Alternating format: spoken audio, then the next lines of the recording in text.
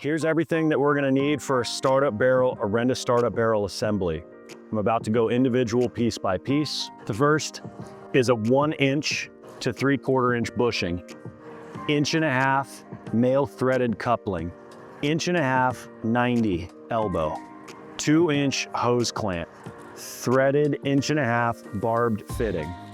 You may not be able to get the same thing, but the idea is to get something like this. This is a 1 inch to 1 inch 90° to slip, 1 inch PVC pipe, 3/4 inch female to female hose coupling, 3/4 inch male to male brass spigot, 1.5 inch thread to slip coupling, 1.5 inch inside thread to slip coupling, channel locks, Teflon tape, box cutter or X-Acto knife, a Phillips head screwdriver, and an 1.5 inch ball valve. Most swimming pool professionals are going to have most of these items in their truck and available to use. Things like Teflon tape and a knife and a bunch of these little fittings.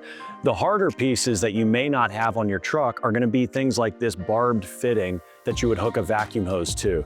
I went to a hardware store and I found 2 different types at the hardware store, and this is the best I could find there.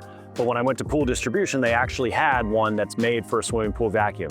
Any of these 3 are fine. They're designed for an 1.5 inch vacuum hose, which you will actually be using to overflow from the barrel into the pool. You need to provide your own vacuum hose, but like I said, almost every pool pro already has that in their truck. So you're just gonna use your own vacuum hose. You just need a fitting that can connect to an 1.5 inch thread. Now this fitting is the only thing I was able to find at a hardware store, and this actually has a female slip, which means I need something that fits inside it. So I picked this elbow to fit inside it, and this would take some PVC cement.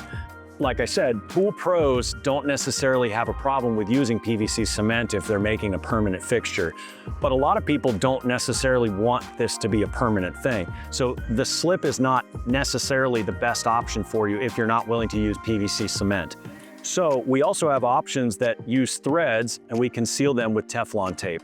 So it just depends on what you want to do, but you're gonna need tools that are going to allow you to put these things together. The main tools are the channel locks.